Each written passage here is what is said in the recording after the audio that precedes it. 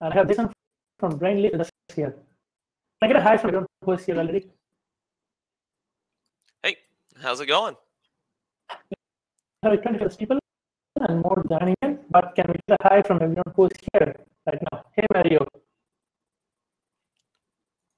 Jason, you're seeing this, right? You're seeing the chat. Yep, I see it. There we go. Mario, Tim, Doc, Adrian. Yep. Ian. Good to see you guys. Good to see you all once again. Hey, Ricardo. Good to see you, man. Hey, Kristen. So good to see most of the family members here.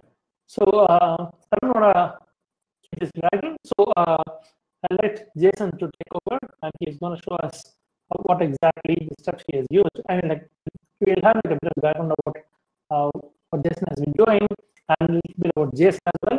And we will also, if anyone would like to know some of the fun facts about Jason, feel free to ask.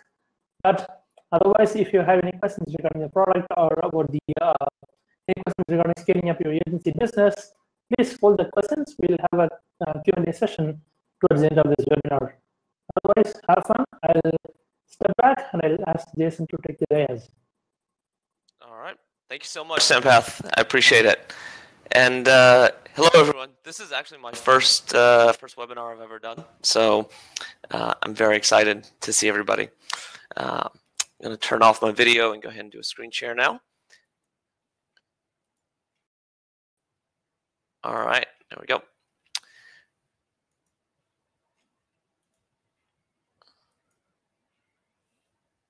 All right, and Sampath, if my mic starts breaking up again, please let me know.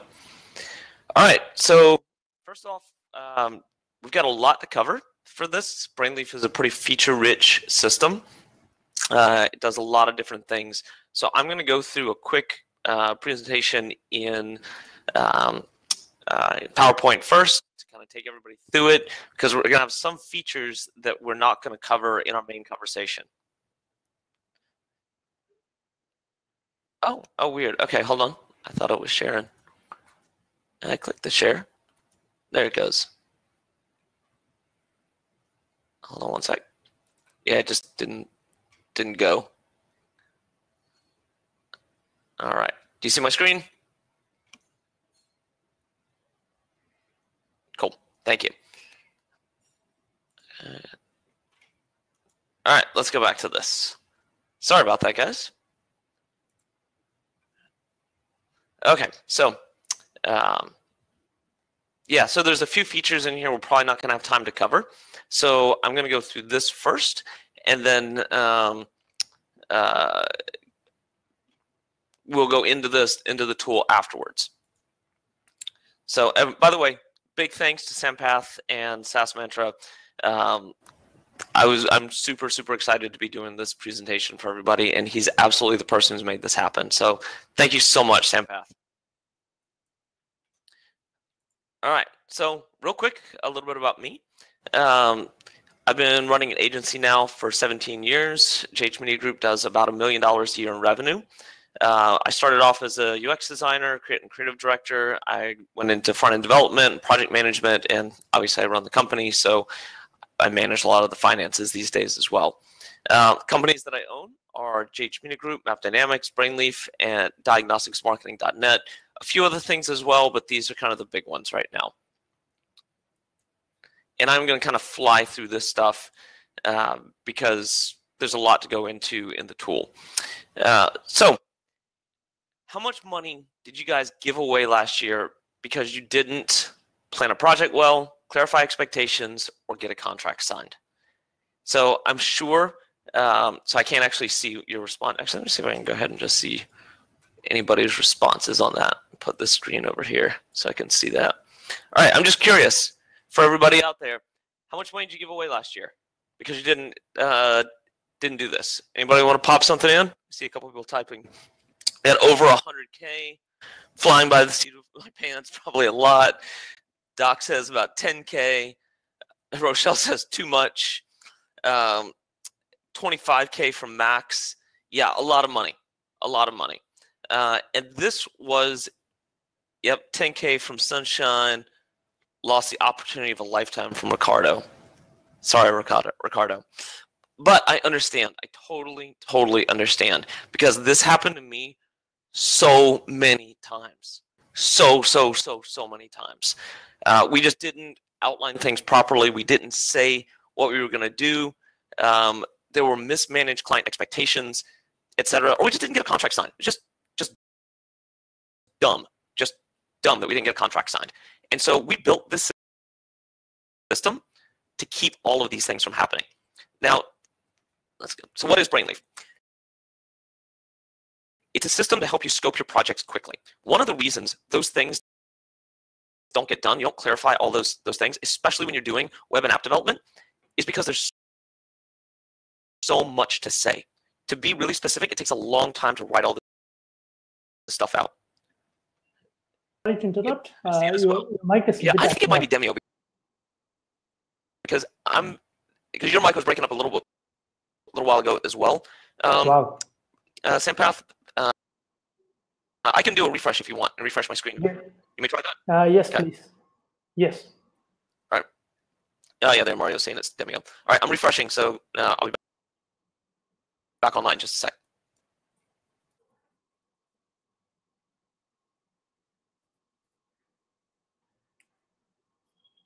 I'm sorry for the hiccup, people. I mean, like, we had like a couple of glitches previously as well. So it must be Demi acting up once again. Okay, yeah. Jason's back. Okay, can you hear me? Loud and clear. All right, perfect. And I need the presenter as well.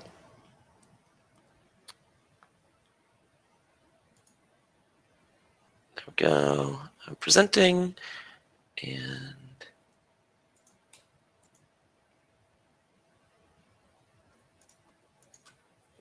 there we go.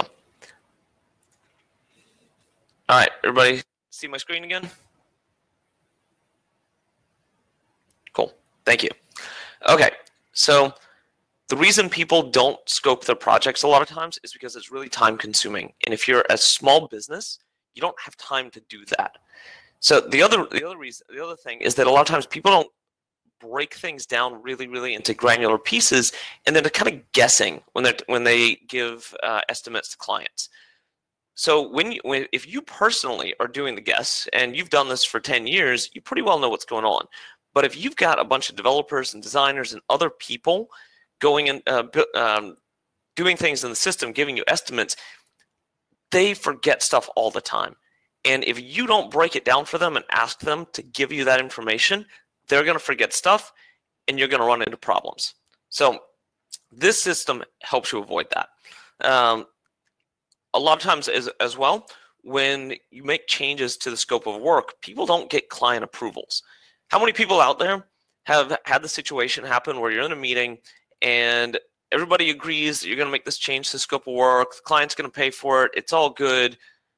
4 weeks go by, you spend all this time, you make this change, it comes back, and the client says, oh yeah, I didn't say that.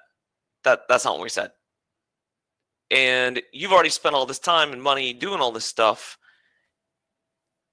Yep, there you go, most definitely. So if you didn't get the, like a little email sometimes is enough to do that. But really what you need is them a sign off on something, because then you just throw it back to them and be like, well, here's your signature. Here's what we agreed to. That's that. So that's one of the other things this system helps you do. Next, a way to keep everybody on the same page, not just you and the client, but also all the developers, designers, anybody else. And then, of course, forecasting income and expenses. And this is a system that's built for companies that need a scope of work. If you don't need a scope of work, if you're doing something that's super simple, and there's never any confusion, might be useful, might not.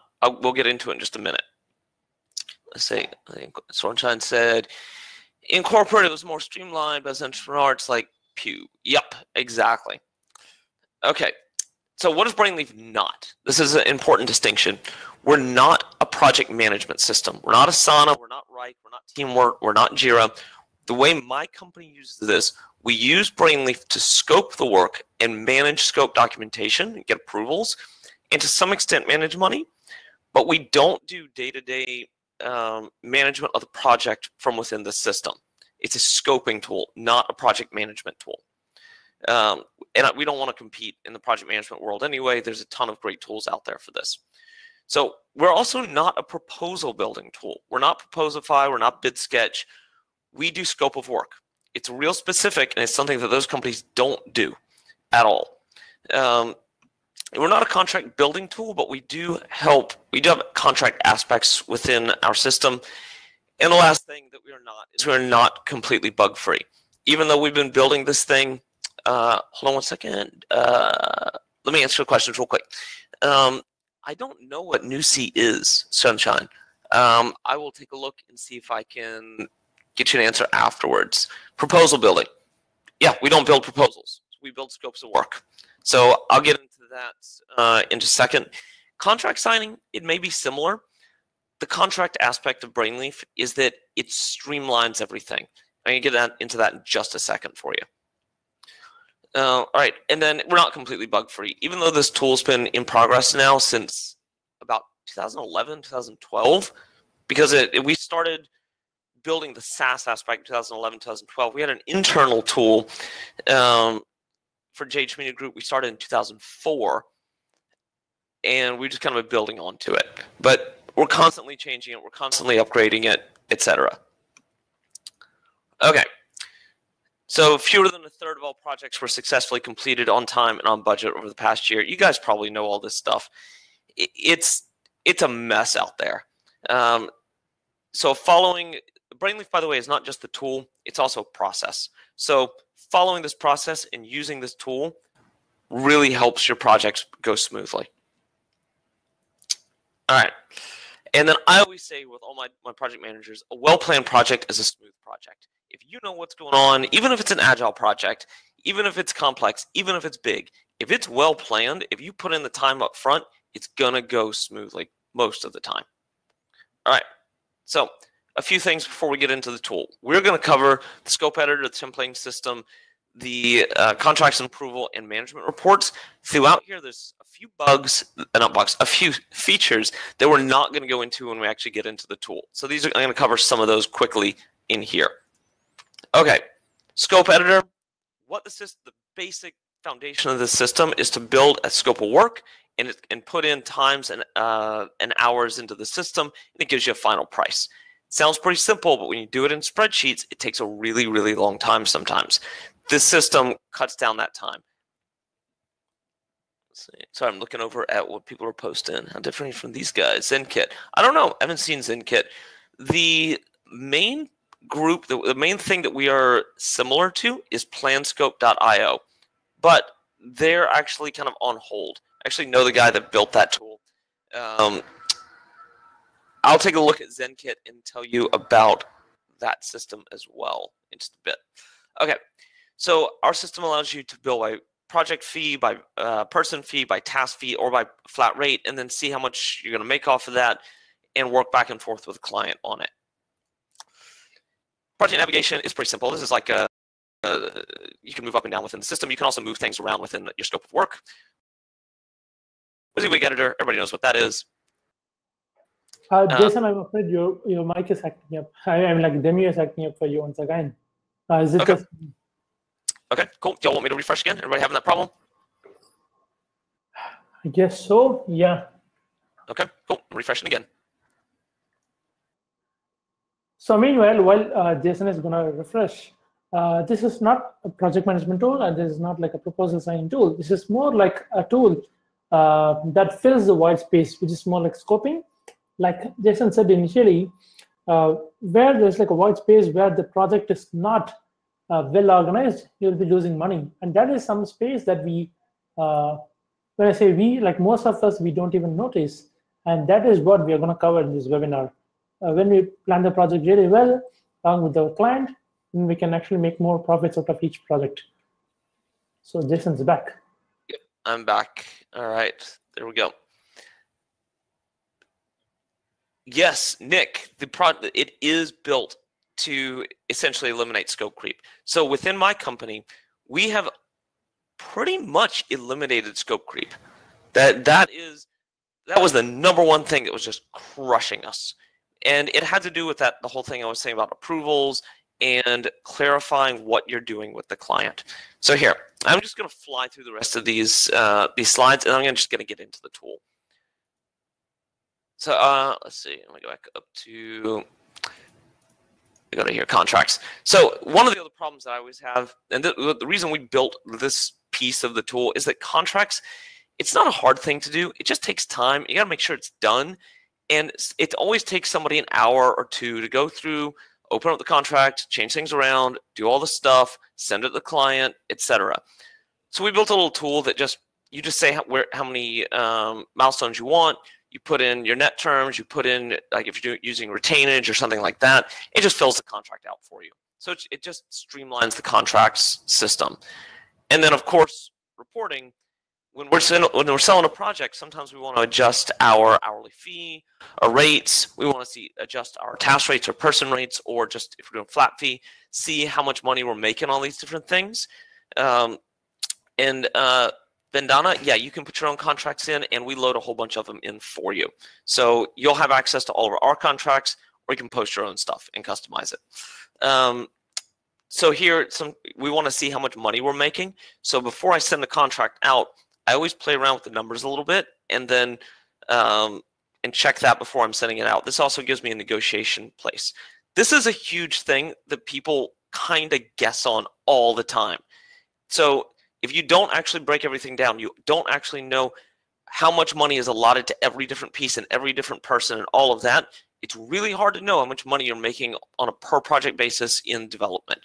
This system fixes that for you. All right, and there's a question from Vandana about e-signature.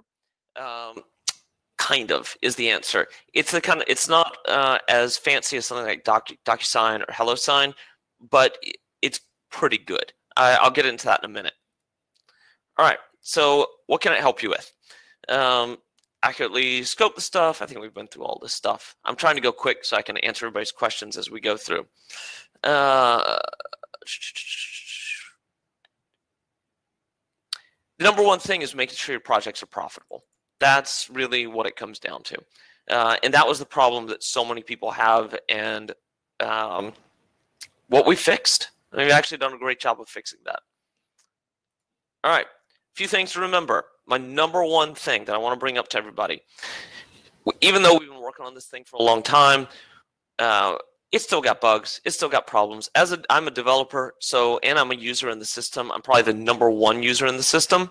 So I see the problems. There's so many things that I see all the time that drive me nuts that you guys might not even notice, but it still drives me nuts. The number one thing I just want to throw out there is that we're doing a refactoring from Angular 1 to Angular Stable. I think it's 5.2. It's about a 2-month project. We're in the middle of it now. If you guys just using the system and things are taking a while to load, or taking a while to, usually taking a while to load, we're fixing it. We're in the process of it. Like I said, we built this thing. We started building this thing a long time ago, and we've kind of put off doing that for a while. But now that we're actually selling the system, we really have to do it. And also for us, we have to do it. So that's in progress. Just wanted to make sure you knew. That's the number one thing that drives me nuts. All right. So, Sampath, we still having another problem with my mic? It's all good here. Okay, perfect. All right, so let's get into the tool. I'm not going to log in because I'm already logged in. This is just my test account. So after you sign up for everything and you go through the onboarding process, you'll come here. This is just your projects list. I'm going to show you from a demo project first, and then I'm going to show you some of the projects we're actually working on. I'm going to actually pull up the JH Media Group account, and I'm going to show you our projects as well and how we're managing some of them. So when you first come in, you're going to come up here to New Project. And we're just going to get started with a test project.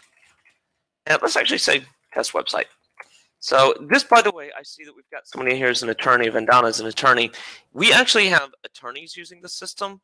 We've got some architects using the system. We've got accountants using the system.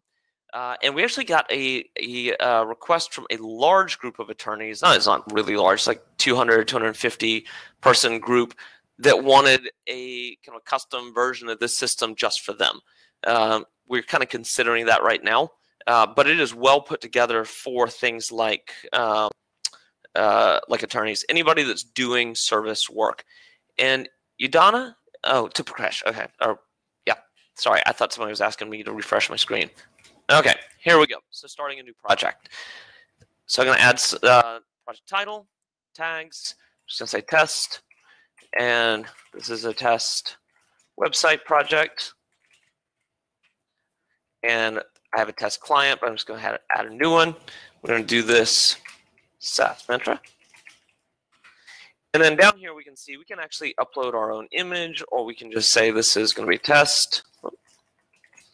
And this is just going to produce like a image for the project for right now. Down here we can see how we're billing. We can bill by task, by project rate, or by flat fee.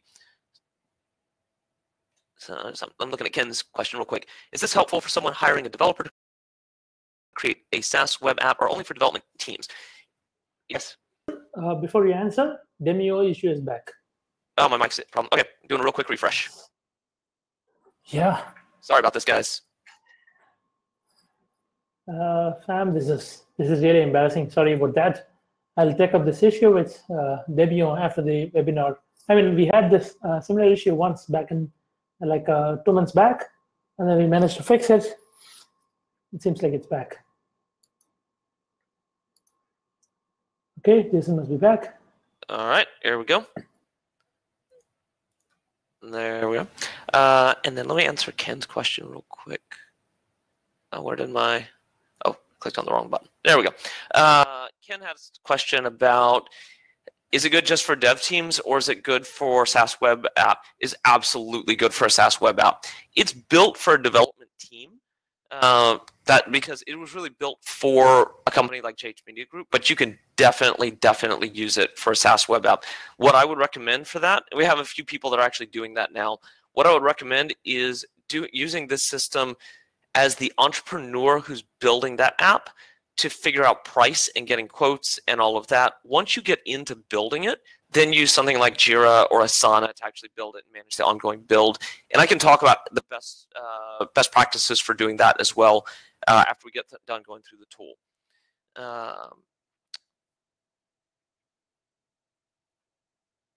So there was a question about my mic. Hold on one second. Let me see if I can fix this mic thing. I know I have a problem with my mic sometimes going up and down. Give me 1 sec. No, it's set at 100% right now. Okay.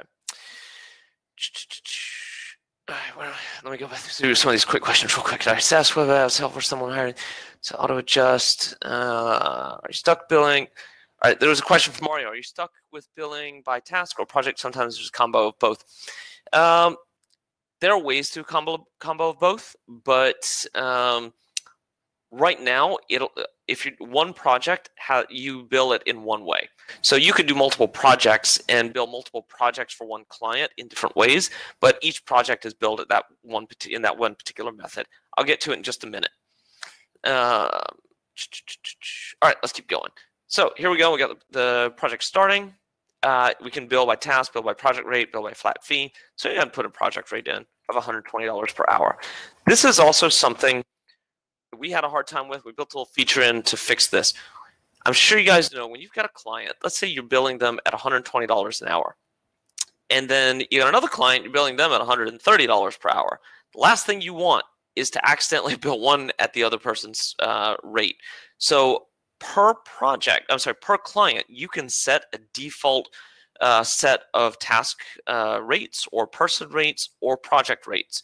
And then every time you load start a project for that client, it'll preload all those rates in there for you. I'll get back to how to do that in just a minute. All right. So I'm looking back and forth at these questions as well. And Jeremy, I can talk to you about map dynamics in just a bit. All right. So here we go. So once we're in the project, there's a few ways to get started. We've got a couple of templates just kind of preloaded in here for you, which we'll start with that. You can start from scratch, which is just starting with a blank card. And then if you're within the My Templates area, you've got a whole bunch of list of templates that you've got, featured templates, unfrequently used templates. So let's actually start with a template here. I'm going to start with the small business website starting point. This is the small business website starting point that we normally use at JH Media Group when we're building a small WordPress site. So this is the beauty of what this system offers. When I want to start a new WordPress site that has all the stuff that I need, you can see this template has got a ton of stuff. All right, so I'm just going to go ahead and use this template. It's going to take a second to load. It always takes a second when I'm doing screen shares and that kind of thing. It just takes a minute longer. Oh my gosh, don't give me an error right now. Give me 1 sec. We saw that pop up yesterday, and I was like, nope, we've got to fix that little bug. And it'll be if you get that error, just know that it's in process of being fixed. I thought it was already fixed. Okay, so here we go. This is the beauty of what this system does. It's going to load in this entire project, all the stuff we put into this project, everything that goes into it. Yeah, thanks, Ricardo. Yeah, I like to think maybe it's a little bit like what was it when Bill Gates was doing his first thing on Microsoft or Windows, it crashed right in the middle. Hopefully this won't be that. But yeah, it's we're working on it. All right, so system's loading still. Give me 1 second. There we go. So once again, beauty of this system is that it loads everything in. Like all the stuff that we normally do, our workflows, our pretty much everything that we put into these small projects. And then from here, we can just come in and modify it as we need. So you can see in here, I've got my project-wide tasks and notes. What was David's question? Let's see. I missed it. Hold on. Where's it? Too late, but I heard about Jira Asana. Yes. Okay, David. Great question. That is upcoming. The question is, are we going to integrate into Jira and Asana? Yes, absolutely. This is one of my, other than the system having that issue with being a little slow, as soon as we finish that issue, we are absolutely integrating into Jira and Asana. That is the number one thing I want from this system for my company, because this is one of the other powerful things that we're working on. We're going to do a two-way integration with Jira and Asana. And we said Plutio as well. I don't know Plutio. I've never used it, but I will absolutely take a look at it. So the power of what we're doing is that we'll be able to take a project from Asana and pull it into BrainLeaf, put all the pricing in, and then push it back into BrainLeaf. That's one of the things I really, really want to get done with this system, because we have projects that are ongoing in there and a client's asking for upgrades. Yeah, exactly. Everybody sees it. Yeah, sweet. It is. I would love to have that. So we'll be able to pull it in, price it, get approval, and then push it back into Asana and back into Jira. So we use both Jira and Asana at my company, and also moving things from scope of work into those, from a pre-written out or written out scope of work into those systems. Jason? Yes. That's a friendly poke for the refresh. Sorry about that. Say again, please. Could you please refresh? Yep. We have like a mic issue once again. I mean, demo issue. The mic once again.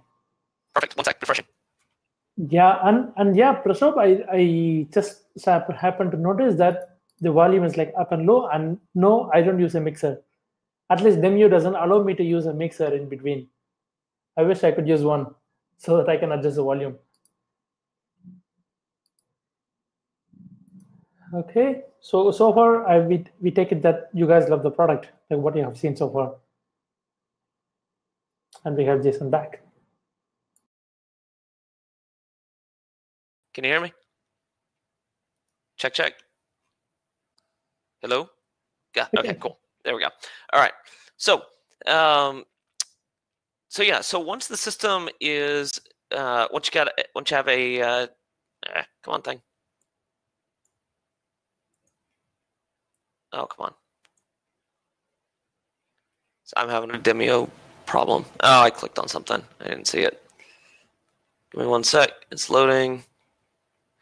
I think with Demio going, it's slowing me down a bit. There we go.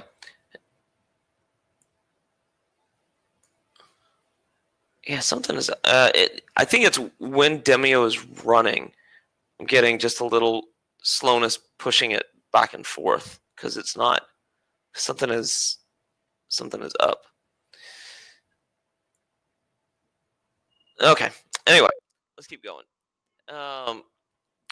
Say a question. Yeah, so we'll get to all the questions later on, so we can just go ahead with Okay. them. Yeah. Cool. All right. So once you're in the system, then you can come in here and just adjust everything. I clicked on something. I'm not sure what. Yeah. Oh, did I click on the wrong? Oh, I clicked on the wrong tab. That was my bad. Okay. I was wondering what was going on. Okay, here we go. So here's the system. Let's just click on here. So once we come into here, we can add specifications into the system here. We can add, what is project planning? Let me find a better one for us. Let's go to part of the architecture. So for example, this promotional image rotator right here. I have a quick question from Simon about do we bill clients for setting up detail? It's a great question. Since we have a bunch of, let me answer this one real quick because it has to do with how we actually make money on every project. So to answer that question, Simon, when we have a little project, if we have the template already done for it or we have something that's really simple, we just load it in and just send them the scope of work because it takes us like 15 minutes. So we can have the whole thing done, sent out to them, and it's really quick, and then we will look like rock stars because we look like we just did a ton of work on the thing, but in reality, they're just getting a template. If we're doing a bigger project, then yeah, we always price that out. We always put together a discovery fee, and that can range anywhere from about $1,200 to more average, about $5,000 for a bigger SaaS system, and then some of our bigger enterprise clients, that can be in the $20,000, $30,000, $50,000 range for our biggest clients. For planning out the largest kinds of projects we do. And actually, one time we had a 6-month planning project. I don't remember what the total cost was, but it was in the hundreds of thousands of dollars. So yeah, absolutely, 100%. We build up for that stuff. Okay, so once you're in here, you can put in information about these items, and we have a ton of these pre-written. We're adding new features every day, and these items, we just call them cards in the system. Sometimes it's a page, sometimes it's a feature, sometimes it's an element. It totally depends on what it is you're doing. We go ahead and put in how much time it would take us to do these things and the rates that we would do them at. So this stuff is preloaded in there for you. So if a client comes in and they ask you, okay, well, this all looks great, but for some reason we don't want to do the homepage. I don't know why somebody would not want to do that. What's the price without it? You can click on this button right here, and that's going to cut the hours and the price out of your total fee up here. So you can just take it right out, easy peasy, and show them the price differences in that system. That's also something else you can do within there is you can add these tags. So you can come in and create tags, say phase 1, phase 2, phase 3, and you can show. Hold on one second, take a sip of water. There we go. You can show clients what the different cost in phases look like.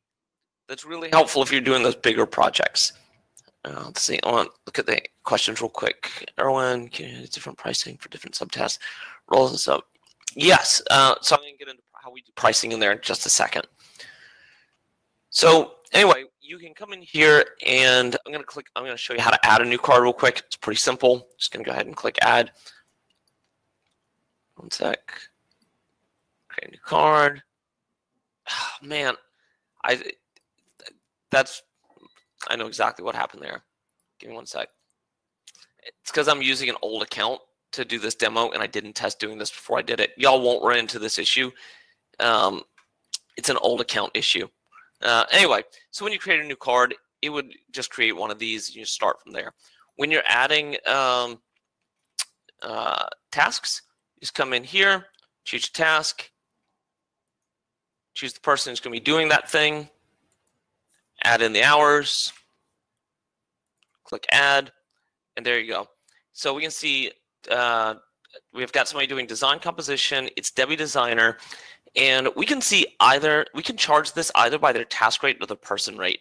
In this particular case, it's the same thing, but in a lot of cases, it's not. So if I was just to choose person rate, it would just switch over to that rate.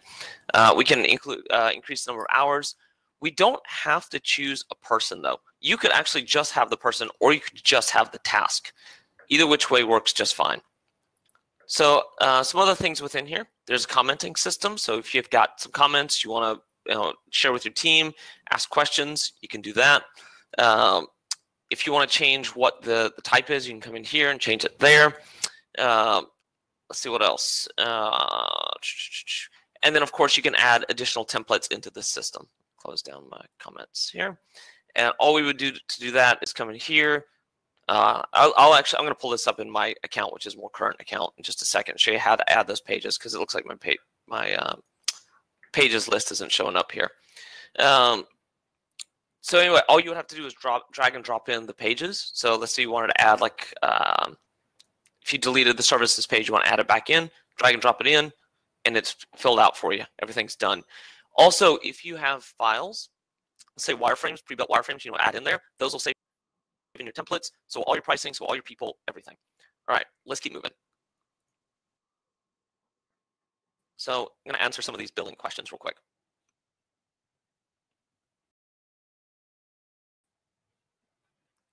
Okay, so this one right now is billed at a task and personnel. Yes, Jason, sorry to interrupt. Could you please refresh once again? Yes. One moment.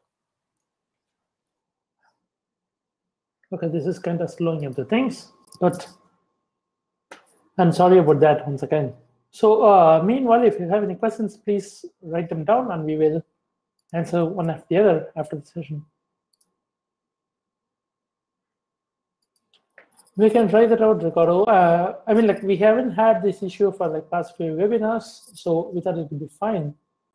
Yeah, sure, I'll take that. Thanks for that, Ricardo. Thank you, David. Jason's back. Jason? Jason, we cannot hear you. Oh, how about that? Yes, you're back. Perfect. And thanks, David. I appreciate that that comment. Okay, so here we are on the billing setup page. From here, we can come in and see this is the task and person hourly rate. Here are all your tasks in here. Here are the rates. Here's your costs. I don't have any costs in there, but I'm going to show this live in my system in just a minute. We're going to talk more about making money on these projects after we get through this this part. You can do a percentage of a single card that'll auto-calculate for you, or you can do a percentage of the entire project. So let's say you've got something like project management, and you want to have project management is actually just a percentage of the entire project. So let's say we want to make that 20%, which, by the way, is what we put in for everything. It's always 20%. Thanks, Ricardo.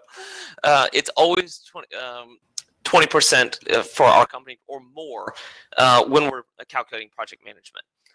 So yeah, so that's that. If we put in the cost, we're also going to be able to see that more in our reporting. And then we've got our people and our rates and our costs for that. So we can do like that. We can move this over to the project hourly rate. Oops, wrong button. Project hourly rate. So here, let's say we just want to see this. Oh, what is going on? Oh, come on, thing. Hold on one sec. Add a little refresh. When Demio's running, I click on things and it's not catching it. And then I click on the next thing, and then it's just kind of being weird on me. All right, let's try this again. There we go. If I want to switch it up and see what am I going to look at $120 an hour, or I want to see, yeah, it does, David, it actually covers several things outside of just scoping, but it's primarily scoping. Scoping is the centerpiece of what it does. And then what about charters? I don't know what you mean by charters. All right, well, here, let me keep going, and I'll get through this in a second. So a lot of times we come into a client, we see, like, what can this client afford? And we'll come in and we'll say, okay, well, our standard rate at JH Media Group is $150 an hour. We might take a look, and we're like, you know, this client's not going to pay $7,000 for this thing, so let's take it down to 120, see how it goes. Oh, you know, maybe we just really need to do this at a flat fee, and we're going to take a look, and we're just going to do this at like 6,500, something like that. Okay, client will go with 6,500. Cool, no worries. That works. Oh, but let's actually come in and take a look at what our costs are going to be. As you guys can see, there's actually zero in this cost list right here, so it's actually not going to show properly, but that's fine for right now. You get the idea. So because we have no costs, we have 100% profit. However, we can come in here and just see time, and we can see how all the time is put together. If you put in those time in there, it'll actually show you one of these sections for profit as well, so you know exactly exactly how it's going. Let's see, is this stackable? What about active projects part? I'll get into the active project stuff in just a second. Okay, so here you can break down just showing my tasks. So I want to see just my task, or just showing my resources. There's no resources added, resources being people added in there, so there's nothing to say for that. I guess we got Debbie Designer in there. But a lot of times when I'm looking this stuff over, before I sell the project, before I go into the sale, I'll go through and review this page a ton, because I want to know, like, where am I profiting, where am I not profiting? You know, am I making my money on this project on design composition, on my coding, on, you know, where am I making on content? You know, where am I making my project on this, and where am I making my profit on this project? So I always go into the system and take a look at profit and time use before I go in to sell the project. It's really, really, really helpful. All right. So the process that we use in this system is this. We build out the scope of work. Then we send the client an email, and we're like, hey, client, here, you know, if it's a big client and need a proposal, they have like a little proposal system, like a page in Google Docs that's pre-built that we can drop all of our stuff into. But really, that's just saying, hey, man, here's the main prices on stuff. We always connect that with this system right here. And the way we do that is we just come in and we just print it out. So we're going to come in, I'm just going to do, there's only PDF right now. We had some other ones as well, but PDF is working the best. So we disabled a couple of the other things. So we're going to come in, we're going to print this thing out. And that's going to show up in my email. Hold on one sec. Pull up my email. Second, it's coming through. Coming through. Give me a second. Oh, it's sending to the wrong place. No, hold on a second. Let me pull up BrainLeaf. Yeah, I'll just pull up one in here so you can see what it looks like. Let me find a good one. No, that's not a good one. Let's go. Here we go. So it's going to look like this. This is what that looks like as a PDF. When you print it out, you can get, here, actually, I'm going to pull up my other screen, everybody's questions, so if there's a question, so I'm not missing anything. There we go. Okay, so this is what it looks like printed out. You can see the hours. You can also see the costs associated with these things if you turn that on. In this particular case, it wasn't turned on, and this is actually a fairly small little scope of work. Any questions about printout so far? And there, by the way, there's no no branding on this printout. It just comes as it is. All right, let me go back over to here. So first, what we do, can we set monthly? What do you mean monthly, David? While you're answering that, the prices for each project, like a recurring monthly.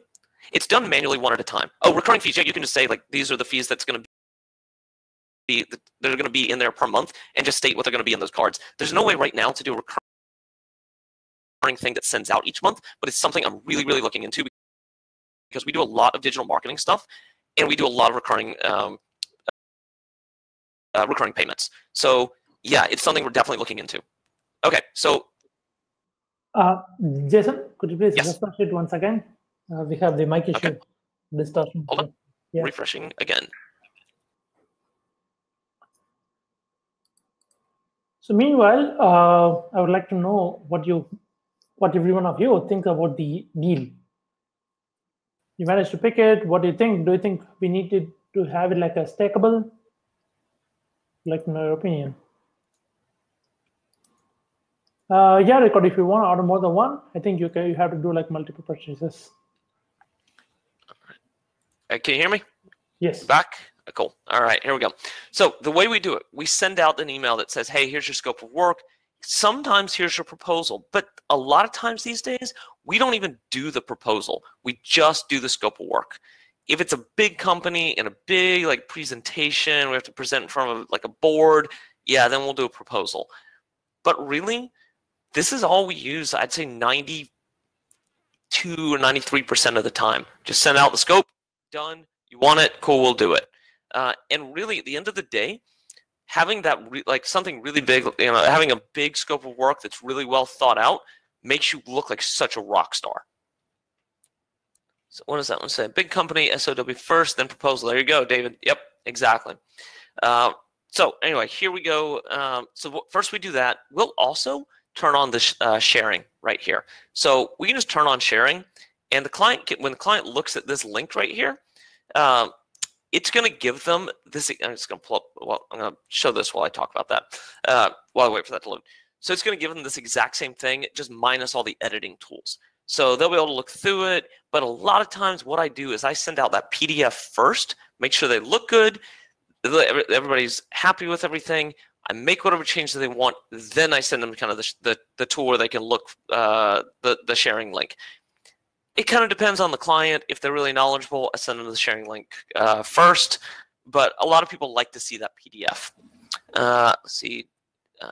Sometimes does this allow us to mark completed tasks? No, it's not. It's not going to allow you to mark completed tasks. There's no task management in this system. What you could do is you could just come in and just say, like, change the title and say completed, completed, completed, completed.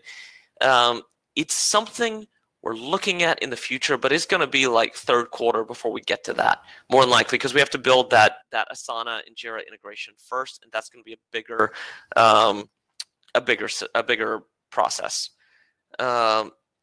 Client sign-off thingy. Yeah, it'd be great to have a client sign-off thingy. I'm going to get to the client sign-off thingy. Give me 1 second. Okay, so let's talk about the client sign-off thingy. Send for approval. So there's kind of two sides of getting a client sign-off thingy. There is the initial contract, and then there's the ongoing stuff. Like, oh, we're adding this set of work. Oh, we're adding that set of work.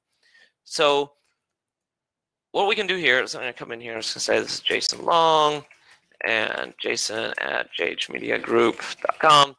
So I just added myself in there. Oh, crud. You know what? All right. I'm going to move over to my company so I can show you this. Like I said, that demo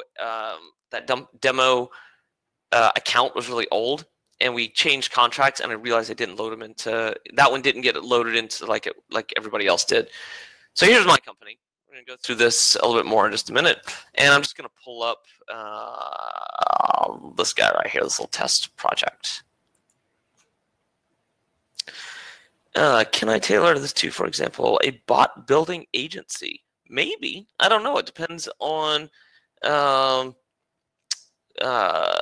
what you need. And then Sunshine, yes, bang on. Nowadays, it's all about agile with iterative feature additions, etc. So usually we handle that iterative side of things within Jira. If we're doing anytime we have a system that requires continuous integration process, we almost always manage it from Jira. And within Jira, that's where we're doing a lot of those approvals on like weekly scrums and that kind of thing. And we come back in here and we change these scope documents to account for that. But the day-to-day tiny little pieces, that we do a lot of that within Jira. For other projects where we're not doing kind continuous integration, then we're using Asana. So usually the way it goes is that if a client is knowledgeable enough to know what they need as far as continuous integration, they're good enough to use Jira. Otherwise, they're not. Like, training somebody on how to use Jira is not worth it, and we just put them into Asana. Does that answer your question, Sunshine? All right. Let's see. DTIG just asked about switching between companies. Yeah, so I'm managing right now. I'm on a bunch of test ones, but I'm also managing companies in here. So what I've got is CodeWrite, which is one of my companies. Got Demo Agency, JH Media. JHMG is empty. It's just a test one. 3Owl, I consult with them. Some of these other guys I consult with, and then Admin is just my where we manage a bunch of the stuff within the system. All right. All right. Sorry, I got a lot of comments coming through. It's kind of hard to keep up with everybody. All right. This is just projects and some more proposal works for your task management. Okay. Screen recording. Projects versus companies. All right. And what? What would 25 compared to what you're showing? 25 companies, Ken? Is that what you're asking? And then can you export to CSV? I'm going to get to that in just a second. All right, let's go back to the approval process. You can, we've got a feature that's turned off right now where you can export to Google. It was having too many bugs, and you were able to export stuff out to Google Docs and Google Sheets and that kind of thing. But I've got it turned off right now because it was just getting too buggy, and we had to fix a couple other things first. It is something we'll turn back on, Ricardo, just not just yet. We got to fix it up before we don't. Like, we can put things out that work pretty well. Your mic is 1 second. This one. Mic is killing me. All right, refreshing. Yeah, it's crazy. So 25, yeah, so Sunshine has got it right. Turn on mic and turn it off. Yeah, Mario, we actually tried that during the testing. Unfortunately, it didn't work that way.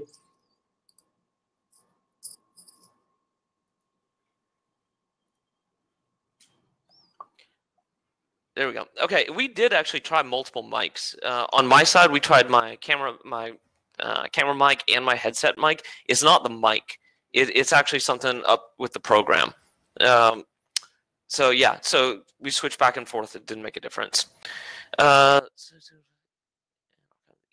David, to answer your question, can you run 25 projects at once and archive them when you're done? Yeah, absolutely. How about after it's archived? You can archive and unarchive at will. So yeah, yeah. Let's see, 25 active projects, 25. It's 25 active projects. Here, let me get through the send for approval process, then I'm going to get back to those questions in just a second. All right, so I'm going to send this thing out for approval. Send it to myself. Next step. These are the contracts that are loaded into the system right now. I'm going to use this work for hire contract. That's mostly what we're using these days. And I think this training and tutorials, this one is actually just one for us. I don't think that's in there for everybody. We are also adding, I'm sure you guys are wondering about Agile contracts. We're adding an Agile contract, Agile specific contract as well. So that's going to be coming out. And in fact, it's in process right now. We're doing a big project with a big company that's asking for a new contract, and we're going to be adding that into the system. All right, so here's the contracts. We're going to go ahead and take a look, and we've got here. This is where we're going to set up how we're getting paid. So we can say we can get all this money up front. We can do 50-50, thirds, fifths, sixths, or you can just do custom. For the most part, we're getting paid in thirds or quarters or fifths, or all up front if it's a small project. So let's just do 50-50. I'm not going to put in a start date and end date, but we can turn on payment terms, late fees, retainage, etc. within here, and we can change these down below in just a second. Can you do 50-50, 25? Yeah, you should 25-25. You just set up your custom milestones, and that allows you to set it up however you want to do it. Okay, so a lot of people don't use retainage. Does anybody here know what retainage is? I bet the project managers out there will, but a lot of us small companies don't use this, and I really like doing this. Retainage is a construction term.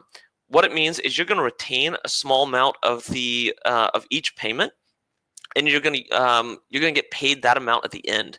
So we're going to take 10% out of every payment, and then we're going to have a 10% payment at the end of the project when everything is approved and everything is done. What this allows us to do, because we don't have that many materials costs. It's all just personnel costs.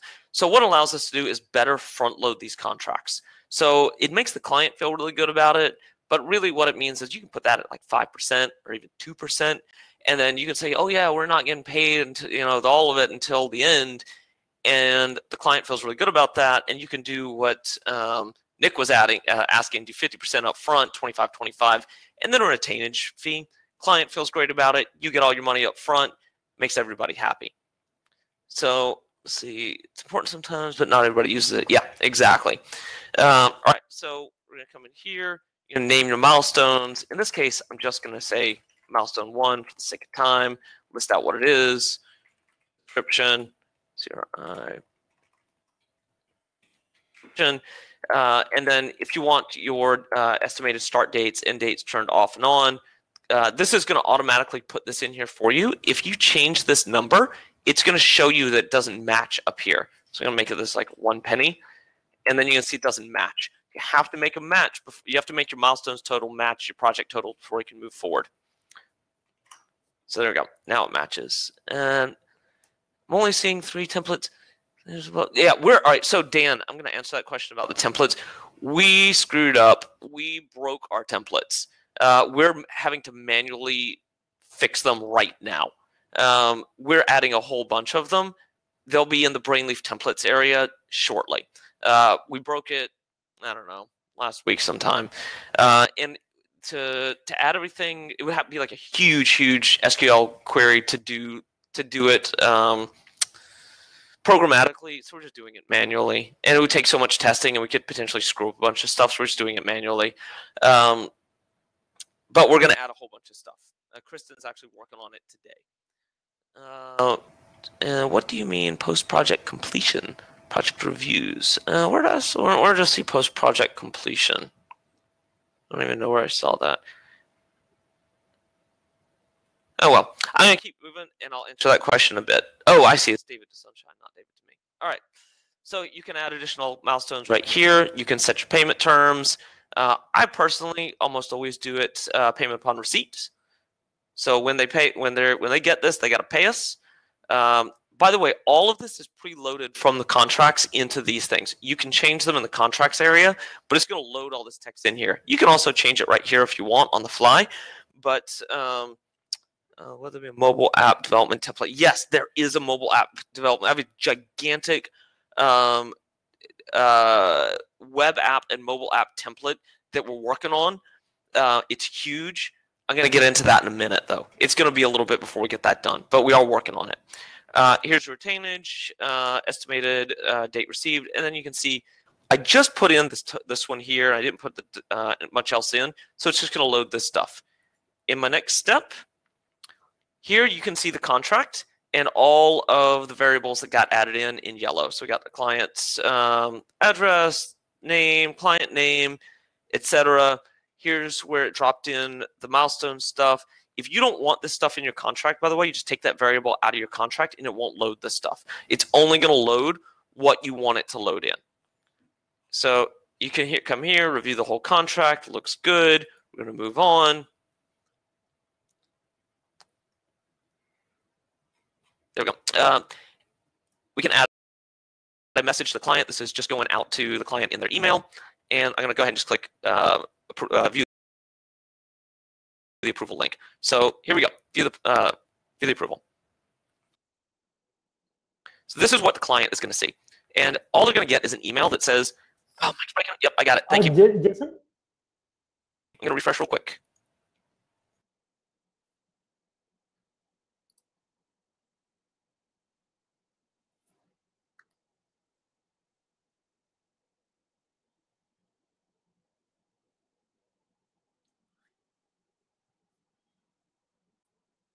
Yeah. Hey, Jason. The other Jason. Jason, yes, sir. So there's like a lot of difference between teamwork and BrainLeaf, but I think I'll let Jason take that question. All right. Hold on. Had a little, while I was gone, a little internet bleep. All right. Oh, come on, thing. All right. Anyway, I'm gonna move around a little bit because something happened when I refreshed and it's not loading things up properly for some reason. I think it just actually an internet issue. Let me load this back up. Okay. I'm going back over the questions real quick. All right, Mike's working on this. Sorry, I'm late here. Use teamwork. So wondering makes BrainLeaf different than teamwork. Looks nice so far, though. Jason, yes, sir. I don't really know because I haven't used teamwork in a while, like a long while. Since you haven't been part of the rest of it, if you want, I can answer. I can take a look with you later, and I can answer those questions. Let's see, 25 active clients with unlimited projects per client. It's 25 active projects right now, Mario, but I'm going to get into that more in just a second. What's the price? It costs more than 25 active projects. All right, so Mario and Yodana, I'm actually thinking about changing the pricing on the thing. If you guys are part of this release, you're going to get unlimited projects. We don't, there's, like it says it in the pricing area on the pricing page, but there's actually no limit on projects right now. It just says it because we were going to put it in there later. So you can just have as many projects as you want.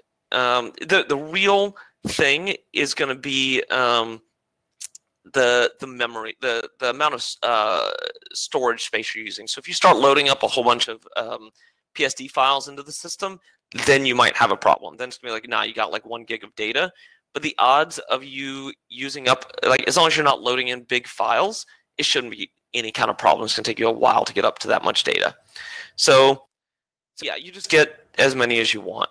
Yeah, you're good to go on that. Okay, let's see if any of this stuff works now. I don't know what happened with that. That's really weird. Okay, anyway, oh, here we go. So the client's going to get this. They're going to basically get an approved decline. They can see all the stuff. They can click through it. Roughly how many projects in 1 gig? A ton, Sunshine. I have no idea. We've got like 500, and we haven't used a gig of data, so a lot. I don't have a good answer. It really depends on how many files you're loading. If you're loading 10, or 1 gig PSD files in, it's going to be like 1 project. But just don't do that, and it'll be fine. All right, so client's going to get this. Oh, come on, thing. Work for me. There we go. So because I went and clicked preview, I'm approving on behalf of the client. I'm still logged in as me. This is not what the client, this little bit right here is not what the client sees. Thinking about changing this feature up, but you can just approve it on behalf of the client if you want. So you log in, click preview. If you're on the phone with them and they're like, "Yep, that's good. I'm good with that. Yep, you can put my name in it. Cool." Then we'll go ahead and do that for you. Just type their name in, click that they agree, and then it's going to send everybody an email saying that they agreed to that, and that's the thing. So that's helpful if you're on the phone a lot with clients or just getting client approval and they're saying, yeah. You can also, instead of having this full big contract in there, you can just have a shortened version of this. You can just have a like, yep, I agree kind of thing in there. If you send it to the client, it's going to say the client is approving. They click I understand and agree. It's going to send out, oh, I didn't actually click I agree. Jason.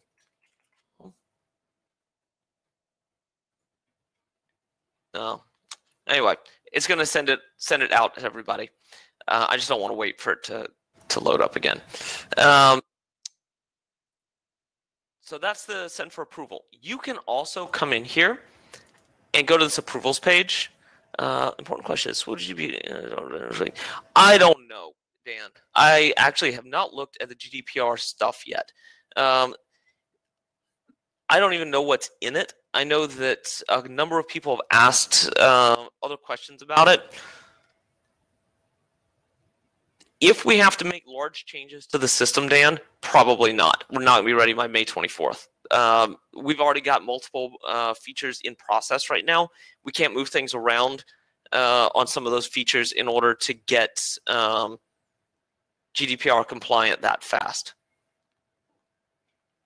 If you know what items are in, I mean, the only information that would be in here would be username and password, and then your scope documents. So I don't know what else would even be, like, there's no other private data. That's an important question. Using my domain with this. Not yet, Sunshine. You can't use domain yet. We're working on it. I've got to finish that agile upgrade first. All right. So if the client comes in and they just want to change the status, let me go back to the system because I know we're going to be running short on time soon. If the client just wants to come in and change the status, like, or you need to change the status, let's say we got this thing approved and you're just going to say, okay, cool. Now we're in progress. That's great. We don't need to inform the client about this. Although if we did, we could send it out. We're just going to say, don't inform, move it to in progress, save it, and now it's in progress. So there you go. The statuses we've got in here right now are in progress, complete, scope declined, and these are the ones above it. We're looking at doing something where you can add your own statuses as well, but it's not done yet. Okay, so that is the core of what this system does. Before moving into questions, I want to show you a couple other things that are really important that we use on a regular basis. One of these is invoicing and payments. All right, so actually, before I go on, any big questions? Any big questions that y'all want me to hold on to before I start kind of delving into kind of the smaller pieces of the system? We don't have any major questions, but it will be helpful if you can just quickly refresh Demio once again, just so we don't have any issues. So refresh on what the system does. Is that what you're asking? Same path? No, refresh the Demio. Oh, refresh the Demio. Okay, perfect. You want to refresh now? Yes. And Nick, yes, there will be replay. So I'll share the replay in the group. We have the webinar recorded anyway, so we'll share it in the group, right, in like a couple of hours from now. Anytime, Nick. Cheers. So Jason's back.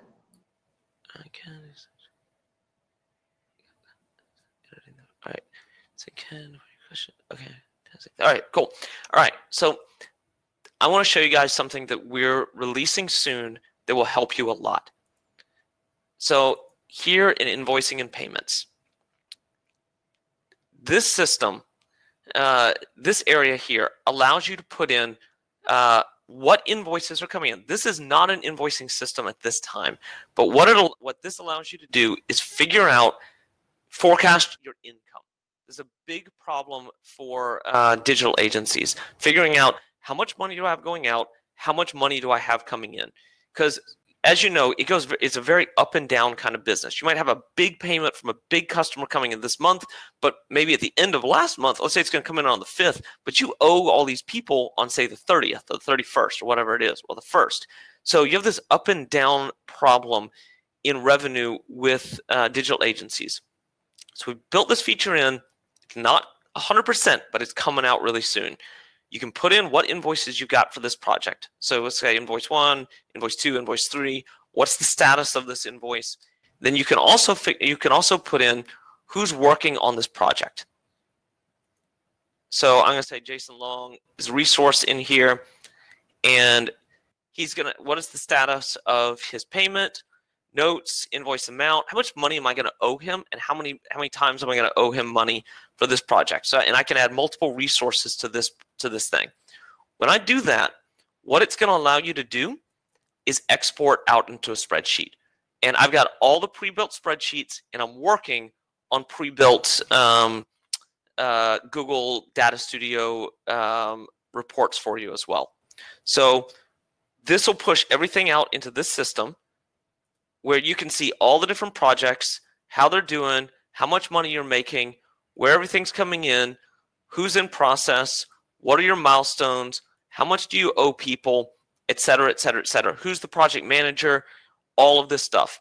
We looked at building all this stuff into the tool up front, but you need more flexibility in a lot of cases when you're doing this stuff. You need to be able to push things out to different areas. You have other problems you have to deal with that we found it just worked better doing it in a spreadsheet. So we built these really nice spreadsheets for my company, and now we're giving this out to everybody else. So I'm going to do an entire series of videos on how to use these spreadsheets, how to do all the stuff, how to do all of this and manage your business, how to manage your books appropriately as an agency, which doesn't always work with stuff like QuickBooks and FreshBooks. It's a good start. Those tools are a good start, but there's a lot of other information you need. So this is upcoming, but it's dependent on you putting in this information into this tool. Any questions about any of that? I see a couple people writing. Okay, I'm going to move on. You can ask questions as you get them in. Okay. Let's see. Come on, load for my thing. So we were talking about the clients before, how you can set each client individually. So it's going to take a second because I've got like 500 clients in here. So it takes a second to load all those clients up. Crucial. Yeah, I'm going to have all of those spreadsheets pre-built for you. I'm going to have the spreadsheets pre-built, and I'm going to have the dashboards pre-built in Google Data Studio for you. So you're going to be all set with all of that.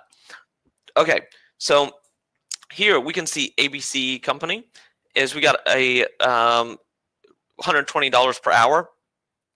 It's not real clear how you edit it, so I just want to make sure to show you guys. This is a little tiny edit button here. I need to change this, but that's how you make that edit.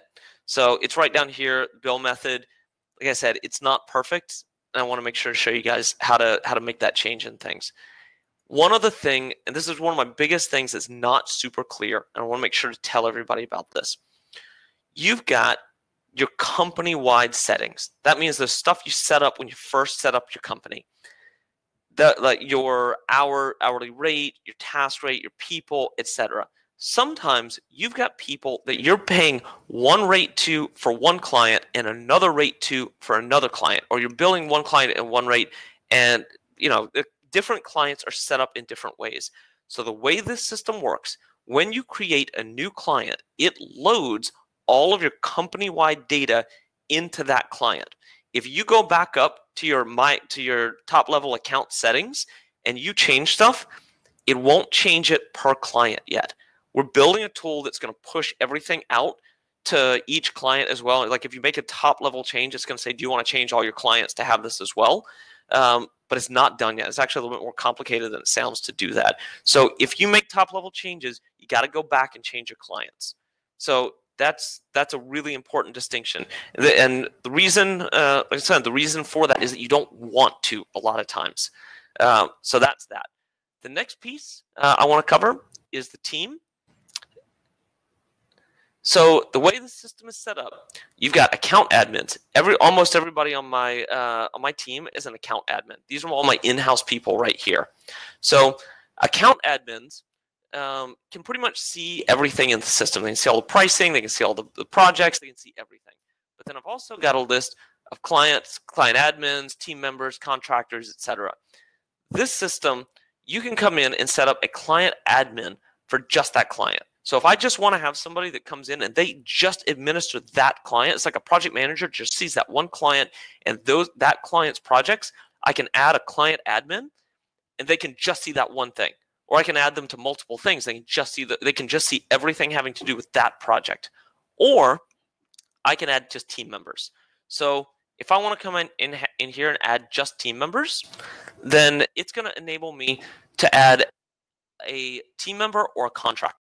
If I add a team member, they can just see that one project. They can't see all the stuff for that client. It's just that one project. If I add a contractor, they can just see that one project or those projects they're on, and they can't see any of the pricing. So this way, I can invite contractors to the system, and I can invite them. I can say, hey, put in your hours. And they don't need to see anything else. They just need to see what their hours are. And just to be completely transparent, this system is still a little bit buggy. We're working on it, but it's a little bit buggy. There's a little problem with contractors right now, so be a little bit careful with that piece. And also, when you add a top-level person, if you have a lot of projects in the system, it takes a minute to add them because it has to change stuff for every single project in the system. It just takes a minute, but it's a nice feature that I'm really excited to get really fully working. We currently use a lot of the aspects of the system. In addition, you can actually just come in and just see your team members, which is just what you would think. Just here's a list of everybody. And then finally, we've got the templates area, and I'm almost done by the way. This is we're about to wrap up. Jason, the mic. Mike, okay, hold on, refreshing. Okay. So yeah, so like what Jason's gonna show is like we have like a lot of templates in there, so it's not just limited to 3 templates. By the way, anyone here is having like any kind of hiccups when it comes to sign up or purchase process, please let me know in the group or here, or just private message me.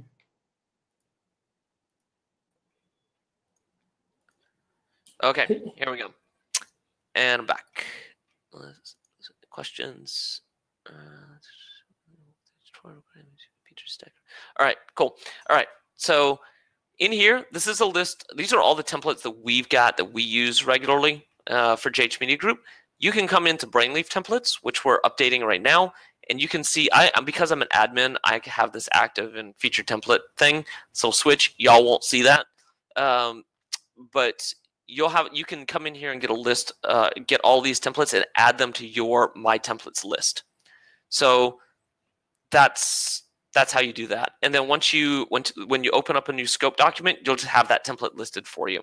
To edit the categories and such, if you want to organize how those things are put together, then you're going to come in here, just click edit, and then you can come in and edit the titles and move things around and all of that stuff. So in your My Templates area, you can edit everything however you want to do it. Let me think. Am I missing anything else big?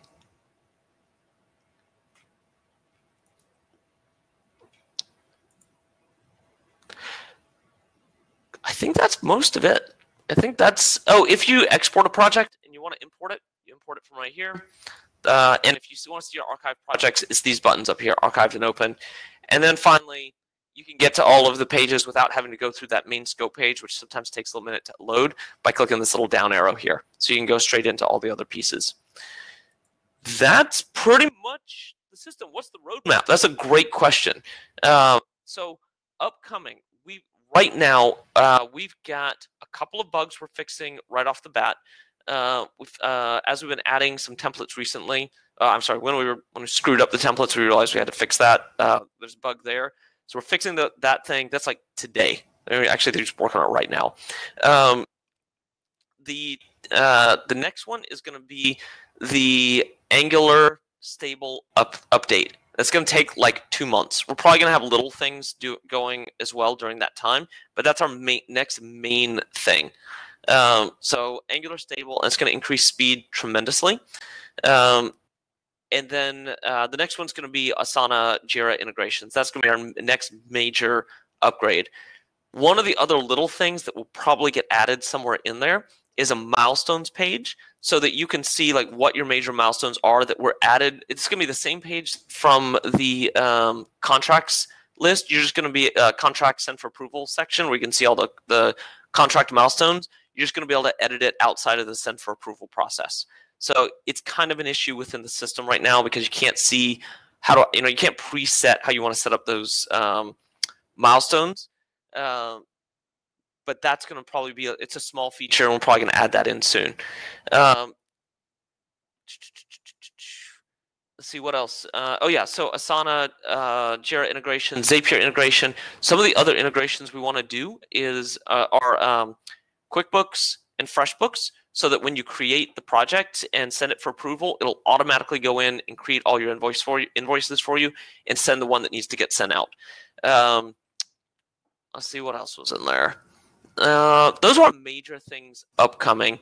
The only other thing that was my vision for this in the very beginning, and the place I really, really want to go with this, we got it about halfway built, but it's not done yet, is a system. It's a questionnaire, so that when you start a new project, it's going to ask you a series of questions, and it's going to build your scope of work for you based on those questions. So you can just sit down with a client, ask them questions, and it'll produce the scope. You don't have to go through and edit things and change things around and all of that. That's where I wanted to take this from the very beginning. Hopefully by fourth quarter of this year, we can get to doing that. We've got other things we have to do first, though. Oh, no love for Zero. Oh, sorry, Jason. Yes, Zero's been asked for a number of times. That is actually on our list as well. So, all right, and GDPR, I'll take a look and see what we can do. I'm having a feeling that it's probably not even going to be an issue with this. From what's in here, it's just login and then your information.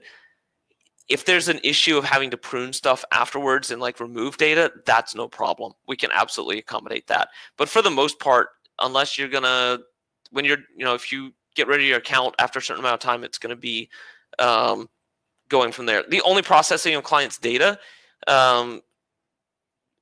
it all goes to OAuth right now. So as far as like processing your login, that kind of thing, and then if you're talking about processing of payments, it's all done through Braintree Payments.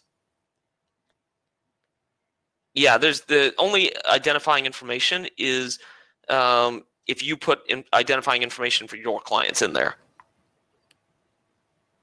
That's it. So the system can work with as minimal as just username.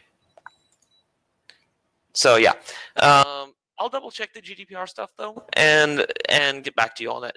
I have a feeling it's going to be fine. Yeah, Jason, I can put you in touch with someone who is like really, really good at GDPR. So after this webinar, yeah. Cool. And I have like a few people already asking, like, can they buy like 2 or 3 deals so that they can get more active projects? Is that doable? Can I buy the deal? No, you don't even need to. Just if you sign up for the system right now, you're just gonna be able to use as many active projects as you want. We're not, for the time being, we're not gonna limit it. It's in the pricing, but we're just not. It's not that big of a deal. If it becomes a big problem for us, if you're in this webinar right now, you just keep on going. The only exception would be like if you're working for, I don't know, some company that's going to have like 5,000 projects, then I might come and talk to you about that. So if like, within reason, you guys are good to go. There you go. Yeah. Okay. If it becomes a problem, then I'll call you independently. Sound good? Yeah, cool. Sounds perfect. So what do you think, Sam? Anyone? Can we get at least like a +1 or thumbs up for what Jason just said? Yeah, perfect. Sounds more like it. Thank you. Let's see. Are there any questions about running the business? This is actually one other important thing I forgot to mention at the beginning. Jason, I'll go through the questions. Meanwhile, you may have to refresh once again for one last time. Thank you. Thank you. And thanks, Taylor. Yeah, don't worry, mate. You haven't missed much because I'll be sharing the recording, say in like a couple of hours from now. So and that mic was trouble. Yeah, that was the only trouble we had during this webinar. Product was fantastic, and Jason is there. There's like a lot of support available. The only hiccup is the demo here. Thank you guys so much. All right, so I wanted to talk about one other really important thing in here. So I had a lot of problems when I started this company, like a lot.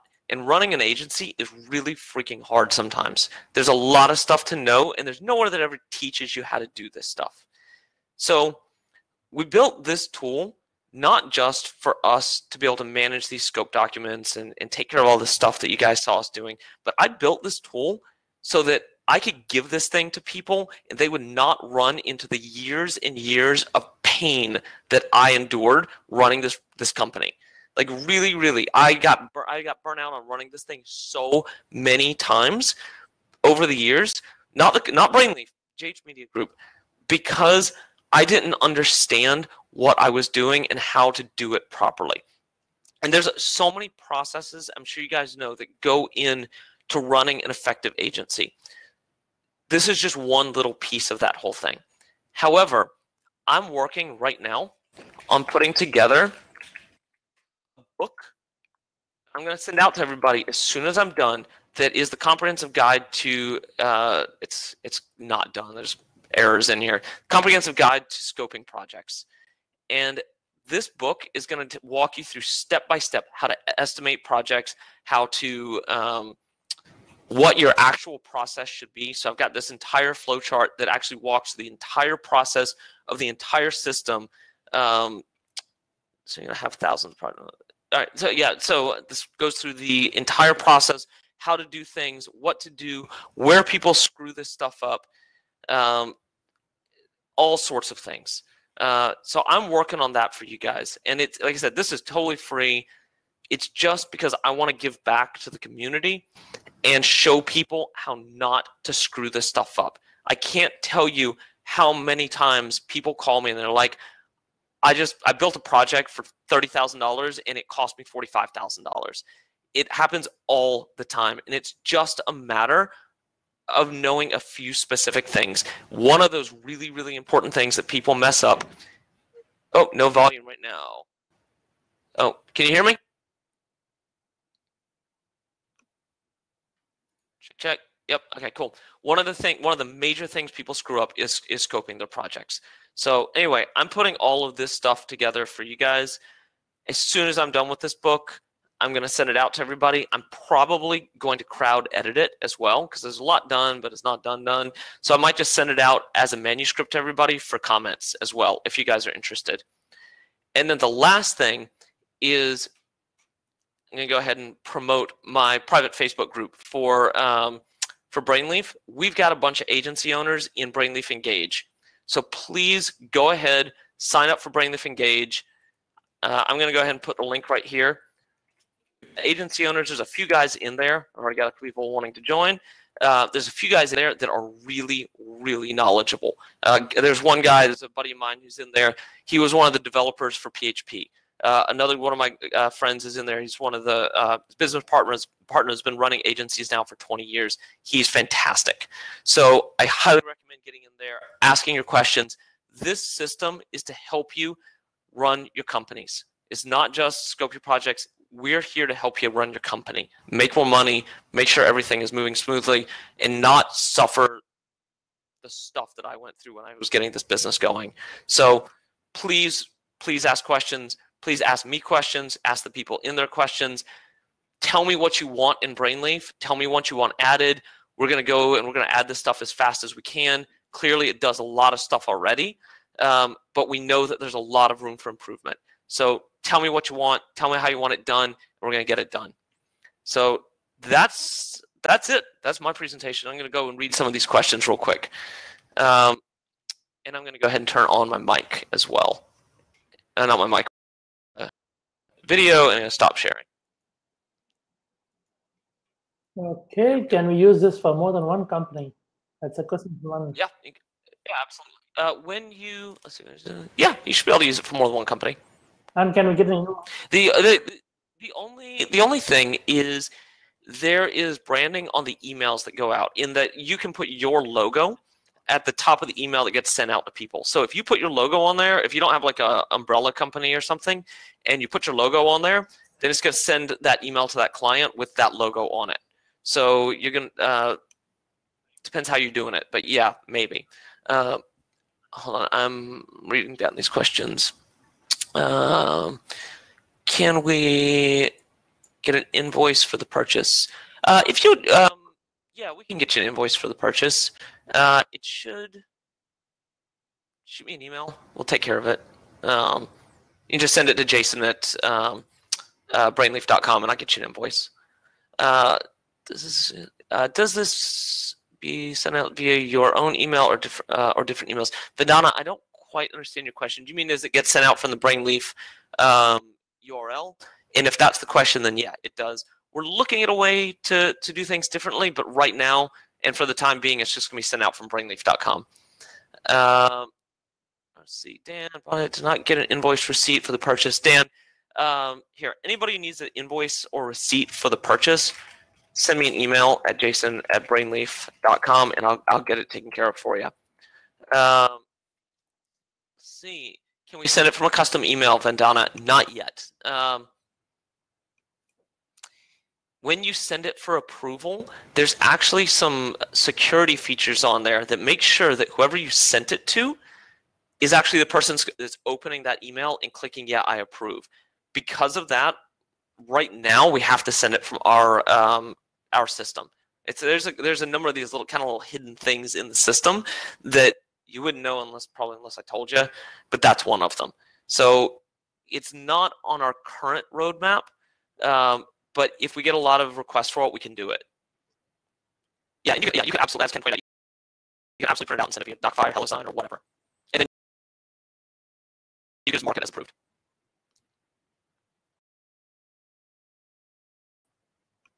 So, any other oh, we got more stuff. Jason? Yes. Yes, it's a demo. It's what? It's a demo issue. Time to this mic is killing me. Yeah, all right, hold on, refresh it again. I'm just growing curious if it's just me. I mean, like, I haven't turning mute and then turning it on after like 10 minutes or something so that I don't have an issue. Whereas it's the other way around for Jason. He's been on for 10 minutes and then he has to refresh. There is, well, I think when we were first testing, I think Sampathi had the same problem as well, but there's a possibility that is my motherboard. This computer's been having problems last week it started. So I would say it's a small possibility, but it is also that is possible. All right, any other questions? And is anybody, the thing I would really like to cover after this is, does anybody here have questions about running their agency that they want to ask me? I really like helping with that. There's a lot of stuff, a lot of little tips that I can give you guys, and I'd love to leave you with more than just this demo. I'm reading, all right, Sunshine said, this enterprise laser it's for 2 firms. Sunshine, you can make 2 purchases and use it for 2 firms. Yeah, so if you have like 2 firms, or I mean, like if you have multiple firms, please make sure you purchase like multiple deals so that you can assign like 1 for each of them. Yeah. Just so that you don't have any hiccup in between. Yeah. All right. So Adrian, I've been waiting to do this for a while, but I'm actually doing it now. I am doing the 30-day. It's supposed to be 90-day, but I'm doing 30 days. I'm doing the 30-day video challenge. It's actually, I'm setting up where is it? That side. I'm setting up a little studio right here, which is why that thing is not on the wall, to do videos. And I'm going to be doing a repository of training videos for agency owners. So yes, it's coming out. We're actually building the studio now. There's nothing back here right now because I didn't want it sitting back here while I was doing this. But yeah, we're actually building that little studio right now so I can do videos and walk people through this stuff. And I'm planning on putting it up, some of it live, some of it public on just the BrainLeaf sales site, but then some of it private as well. So inside the app. What's your favorite way to onboard new VAs? Oh my gosh, onboarding new VAs is a mess. That's a great question, Jason. So what we normally do is we put together a series of SOPs for them, onboarding SOPs and videos. So we'll send them a list of stuff and a list of videos, and we'll walk them through how to do stuff piece by piece by piece. And the number one thing to know about onboarding new VAs, especially for new VA processes or new things they're going to be doing, is make sure to do it yourself.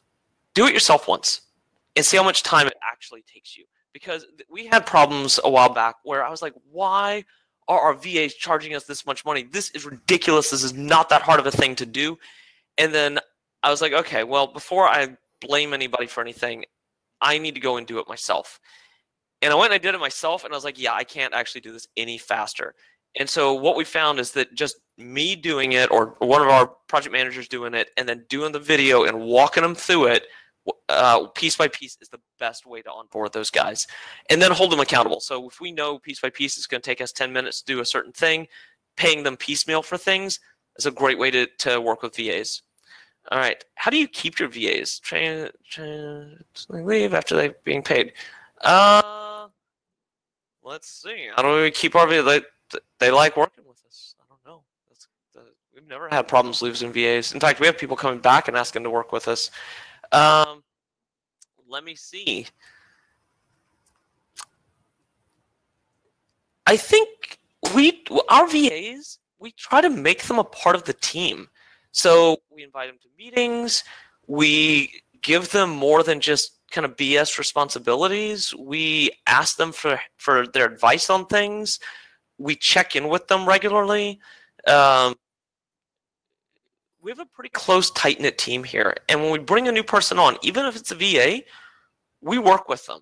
So I think that a lot of times VAs are used to being treated like robots and people getting pissed off at them easily and that kind of thing.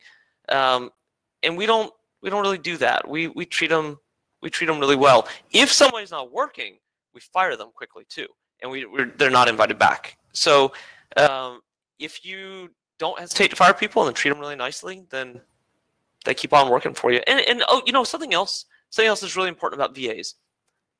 Give them a raise. So if somebody's coming to you and they're like, I'm $5 an hour, and you're like, cool, working for us, you're $5.25 an hour. They are going to love you so much. That 25 cents to you is just nothing. But for them, it's a lot of money. And you giving them that bonus, that little extra, makes them love you. So I would absolutely say, give them, like, these guys are making nothing. Give them a little help. All right, let's see. What was the next question? That was a VA question. Yeah, our preferred location for VAs. I don't like the Philippines. I tried VAs in the Philippines multiple times now. Work ethic is a problem. We've got one great person right now in Mexico. She's so fantastic. Let's see. We do have some people near Delhi right now, and they're pretty good. They're not great. Right now, my favorite is on somebody on East Coast Standard Time, somebody in Colombia, somebody kind of Ecuador is not East Coast, but you know, that kind of area, because they work when we work, and if they speak English well, they do the things. They're not that expensive.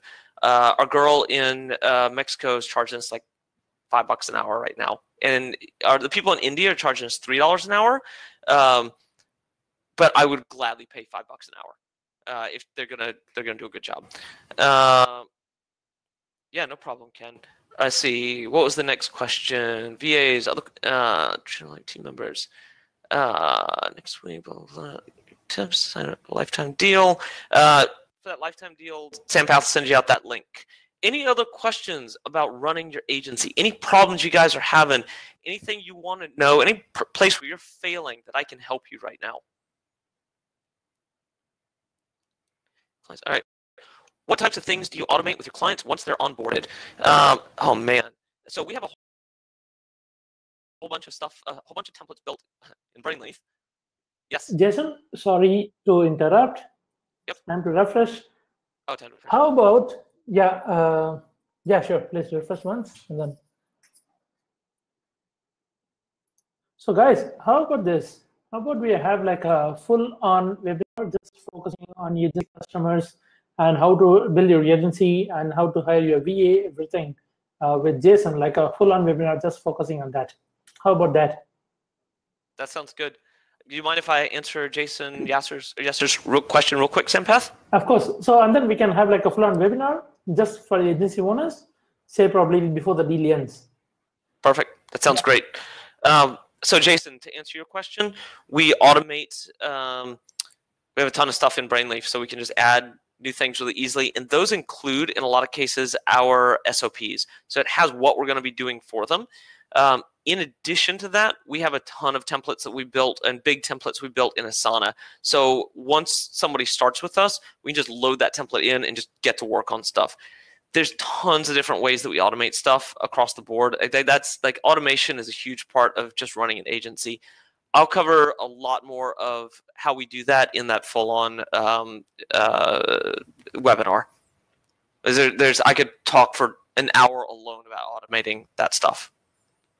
So any other huge pressing questions from anybody before we wrap up? If anybody's got something where they're like, yeah, I'm failing at this right now, I need help right now, let me know, and I'll help you out right now.